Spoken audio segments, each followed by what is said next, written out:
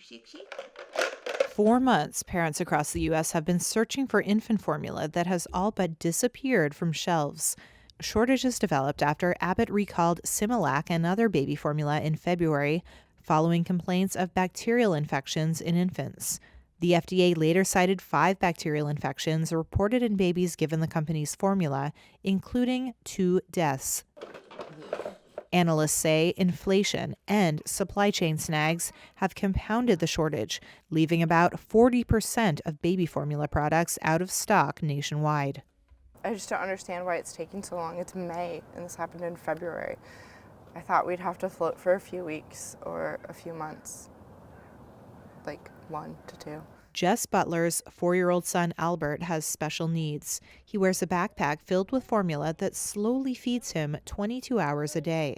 He needs Elecare, the only formula they found that his body can tolerate. We've had a lot of very generous people donate food, and that's been great. But we've also had to buy it, and it's expensive. It's really expensive. It's like $60 for a very small can.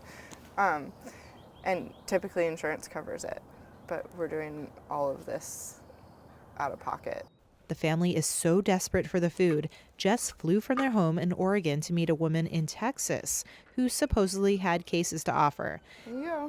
It turned out to be a scam. The reason we're here is because the FDA took a step to ensure that babies were taking safe formula. There were babies who died from taking this formula, so they were doing their jobs. White House Press Secretary Jen Psaki on Thursday said President Joe Biden met with executives from infant formula manufacturers and retailers, including Target, Walmart, and Nestle's Gerber, pressing them to beef up tight supplies and do everything possible to get families access. We're seeing increases over the last couple of weeks. More needs to be done. We're going to cut every element of red tape we can cut. We're going to work with manufacturers. We're going to import more to expedite this as quickly as possible.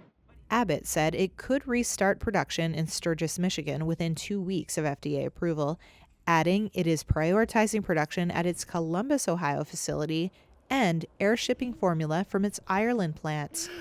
Jess Butler hopes the formula comes in time. She says the few alternatives her son could use are all back-ordered. So I'm not sure what that means for Albert, if he'll need to be hospitalized